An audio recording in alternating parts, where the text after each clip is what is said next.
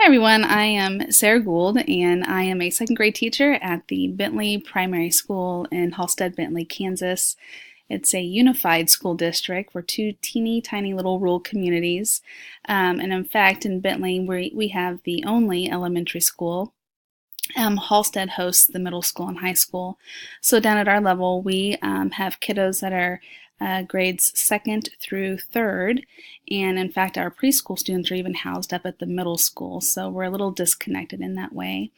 So preschool is running its own diagnostics. Those diagnostics funnel into the kindergarten program, and kindergarten is also kind of a standalone entity where it's collecting its own separate data as well. First grade is when we start the Ames Web assessment. This is actually our last year to use Ames Web. And we use it for first, second, and third. However, all three grade levels take three different sets of measures, but they are focused on reading and math.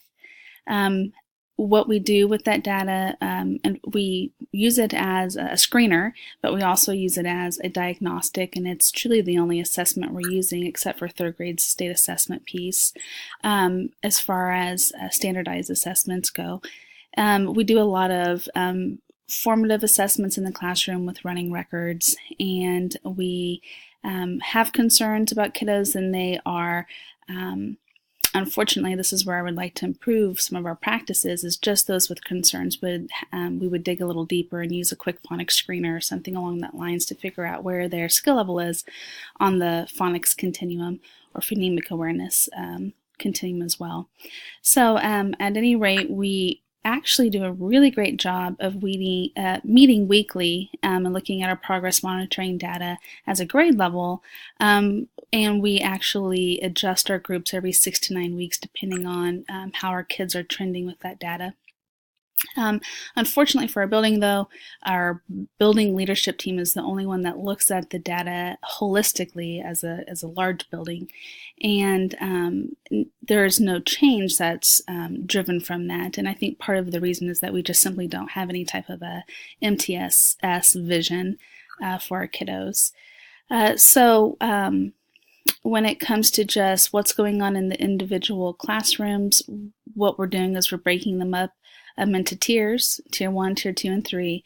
And what we have found is over time, as these kids show growth, is that our top tiers get so huge and almost unmanageable because they're hitting targets and we're limited on resources.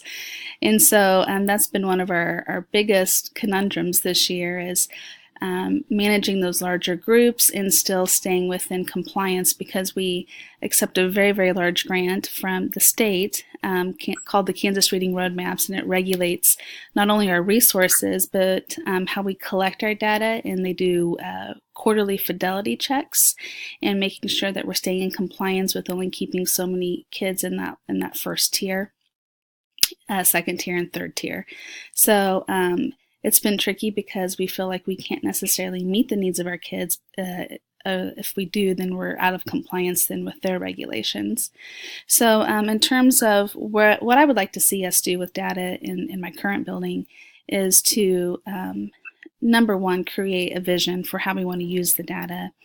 And number two, make sure that we're using a nice balanced assessment approach and not putting too much weight on those formative pieces and those other pieces as well. And I think also for our building, it would be really great to be able to move kids where they need to go in those intervention groups within that RTI model, so that we know that kids are getting what they need and we're not just filling some type of static rule or role to be in compliance with our grant that we accept.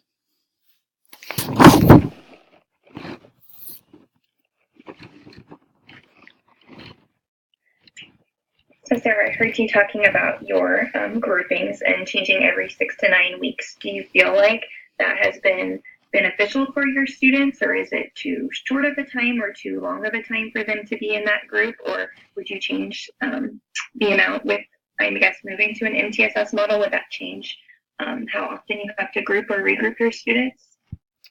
I think that sometimes if we're differentiating well within the groups, it doesn't matter how frequently we're moving kids in and out, if that makes any sense. And so I think that we do a really great job of just looking at those kiddos every 6 to 9 weeks and making sure we're differentiating within that group. And so not every kiddo within each group is getting the exact same thing, which I kind of pride ourselves because that's a lot of work. But I don't think it would make that great of a difference if we were changing more frequently, if that answers your question. Okay. You talked about your big group is too big, but you're meeting a compliance. Is there a way to break those groups into smaller groups or using other people?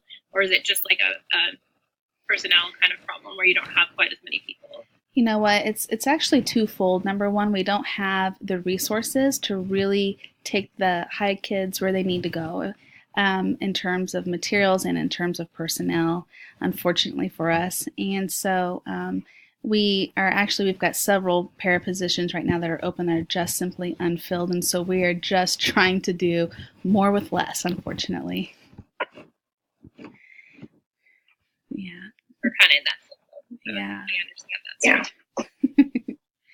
I think that just overall, in terms of continuous improvement with my current placement, it would be to make sure that we're just using the best teaching and learning practices that we can within those tiered systems of kiddos, making sure we're using a balanced assessment approach, and continuing to make sure that